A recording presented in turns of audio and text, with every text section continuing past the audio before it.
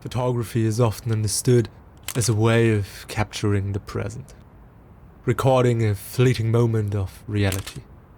And while photography is an exceedingly good tool for that, it can do more. It can be used to tell a story, depict a conflict, or express the passing of time in a single frame.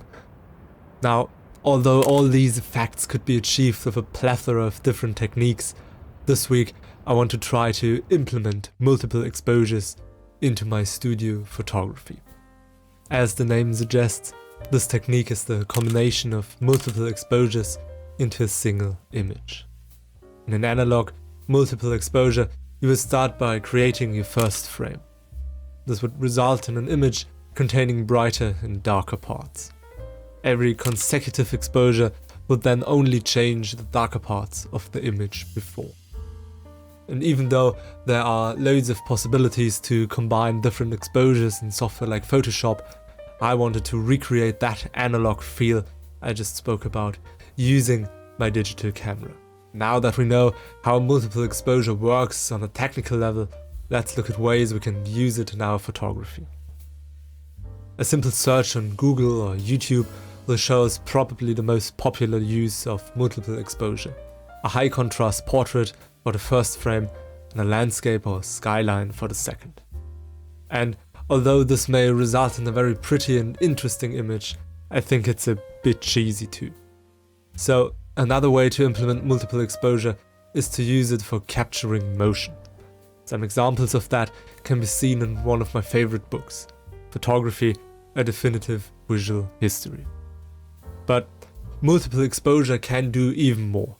It can not only be used to depict a conflict between subjects, but also to look through things or create interesting artistic shapes.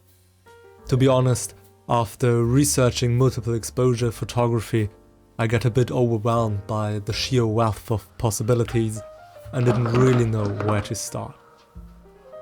But I did not let that hold me back from experimentation. So I started by putting up a black background. This would give me a lot of freedom when it later comes to compositing. I then used my posable hands and mannequins as props. This would not only give me complete control over the scene, but also remove any added pressure of working with a model. And it worked.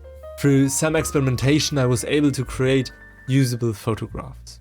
So let's take those to editing. Here we are in my editing software. Now, to actually create a multiple exposure effect is really easy. The first thing you need to do is to load your images as layers into your editing software. As our first layer, I have this picture of a posable hand, and the second layer is this picture of a posable mannequin. Now, to blend those two, you select your top layer, go to mode, and then press lighten only. And as you can see, we have a beautiful multiple exposure effect. So let me finish the other few pictures I made, and then I'll talk about a bit what I learned.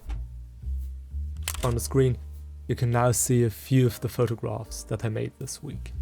Starting with the picture of the mannequin in the hand you've already seen in the explanations before.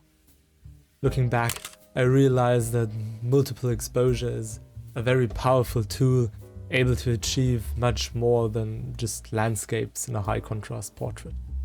And I'm glad that I stuck through it and not stopped after being a bit overwhelmed with my research. Speaking of research, what I realized is that even though I try to categorize the photographs, like photographs that create an interesting shape or depict motion or depict contrast, using multiple exposure, all these things are a lot closer together. For example, if you try to capture motion, you are probably also creating an interesting shape in the process. Or if you have two contrasting subjects, they may also imply motion or create interesting visuals. But for my last picture, I wanted to take it to the extreme. And even though I set out to create something with an analog feel to it, I think that this picture has really something to it. other than that, I hope that you enjoyed this short video and maybe found something interesting or inspiring. If you want to see more of these weekly videos, subscribe. Until then, see you next week.